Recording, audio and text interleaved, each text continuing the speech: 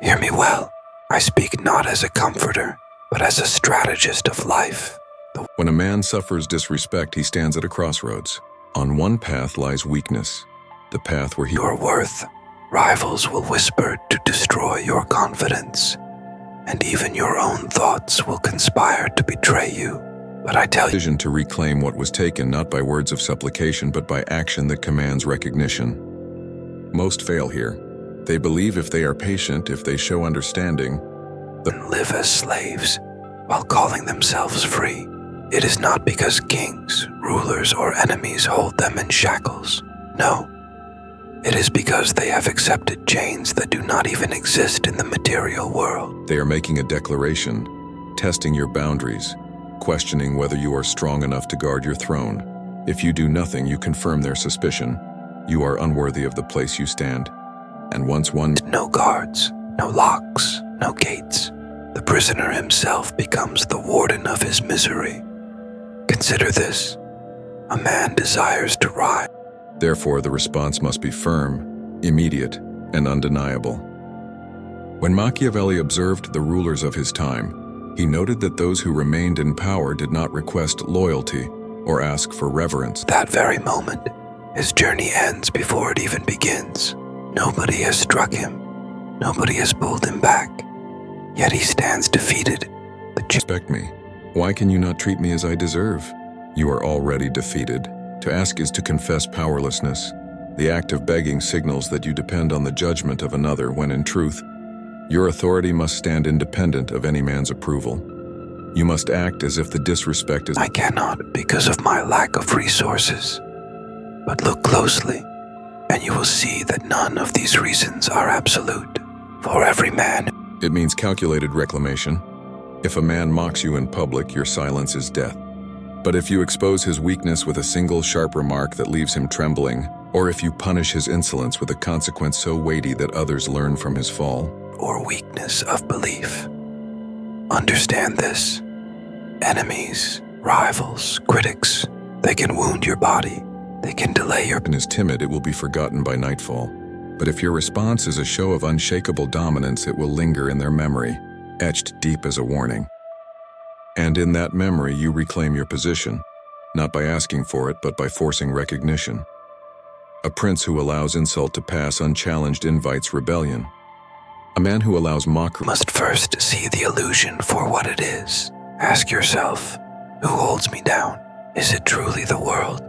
Or is it the voice in my own mind that... It returns by force, whether that force be physical, verbal, or psychological. It must be undeniable, because once respect is taken from you, it becomes a prize held by another, and no man willingly returns a prize. It must be seized back with hands that show no hesitation, with actions that tell the world, you may wound me once, but never twice.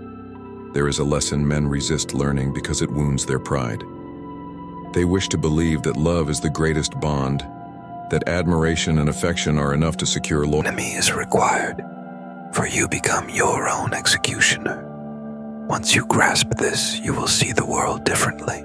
You will understand that most barriers are smoke, and that smoke disperses when... Actions shift when hardships arise, when your allies see the chance to benefit at your expense. Their love dissolves like smoke. What endures is fear. Fear is the coin that never loses its value. Consider the man who is well-liked but weak. He is praised in gatherings, embraced in good times, and adorned with flattering words. Yet when someone dares to insult him, when disrespect is hurled in his face, how many of those so-called admirers rush to defend him? None. Their love was only surface, a convenient affection. In the moment of trial, they scatter like leaves in the wind. Contrast him with the man who is feared, not hated but respected through the knowledge of his strength. When insult comes his way, it rarely... A dog, loud, persistent, yet harmless unless you choose to believe it. Still, most men do not see it this way. They treat the words of the crowd as if they were law. They bow before opinion as though it were... Fear chains the hand before it strikes, silences the tongue before it dares to mock. It creates a boundary that no one wishes to cross, for to cross it is to risk pain. And pain, unlike love, is remembered. Love fades quickly, but the memory of punishment lingers with clarity. Many will argue that ruling through fear is cruel, that in personal life or public life, one should seek harmony through affection. And yet observe the world as it is, not as we wish it to be. Families fracture because love was not enough to command respect. Leaders fall because they trusted affection instead of instilling fear. A man who leans only on love will one day awaken to find that those who once praised him now mock him in secret, and eventually in public. Fear is not cruelty when applied with precision. It is survival.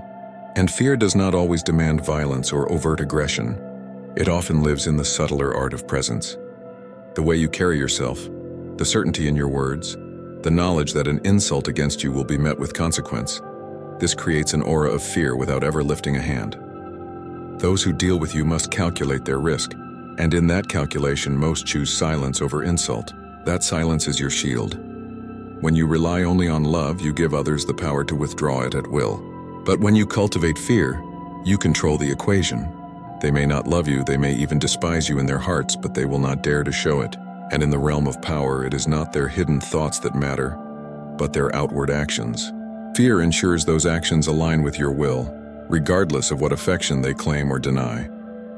Disrespect is not merely a careless gesture or a loose word. It is a declaration, a bold strike at your dignity, a test of how far others can push before you resist. To meet it with silence may appear noble to some, but in truth it signals weakness. To erupt in blind anger may seem powerful in the moment, but it betrays a lack of control. The path of power is neither submission nor recklessness. It is severity, calculated with precision, measured with intent.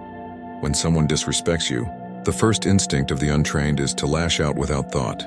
They throw insults back, they rage, they claw at the offender with wild energy.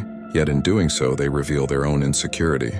Their reaction exposes that they have been shaken. But the man of power does not squander his response in a frenzy. He studies, he waits. He chooses the moment where the response will wound the deepest, where the lesson will not simply sting for a day, but echo for years. Calculated severity is not cruelty for its own sake. It is strategy. A man who answers insult with exaggerated kindness teaches others that his boundaries can be crossed freely. A man who responds with endless patience becomes a target for mockery, but the man who responds with a punishment sharp enough to pierce the offender's pride ensures that none will dare to follow the same path. Severity is not in the volume of your voice nor in the chaos of your rage. It lies in the exactness of your strike. Picture the ruler who tolerates minor offenses. His court grows bold, whispering against him in shadows. A jest becomes an insult becomes a plot. By the time he chooses to act, his authority is already in ruins. Contrast this with the ruler who answers the first sign of betrayal with a swift, decisive blow. His severity may seem harsh in that moment, but it preserves his reign, for all who watch understand the cost of defiance. The same law governs daily life. When a colleague disrespects you, when a so-called friend ridicules you, when anyone dares to strip away your dignity, the world watches your reaction. If you let it pass, you have instructed everyone present that your name may be dragged without consequence. If you erupt like a fool, they learn that you are easily provoked. But if you answer with severity, deliberate, controlled, unforgettable, you etch into their minds the image of one who cannot be played with, one whose respect is not negotiable. Severity is the art of balance. Too soft, and you are trampled. Too wild, and you are feared for the wrong reasons, inviting rebellion. But with calculation, with exact force applied at the precise time, you send a message that endures longer than any speech. A man insulted and avenged in this way does not need to argue for respect, for respect becomes the natural consequence of his measured response. Severity, when calculated, is not an act of cruelty but an act of preservation. It secures the boundaries of power and ensures that what was challenged once will not be challenged again.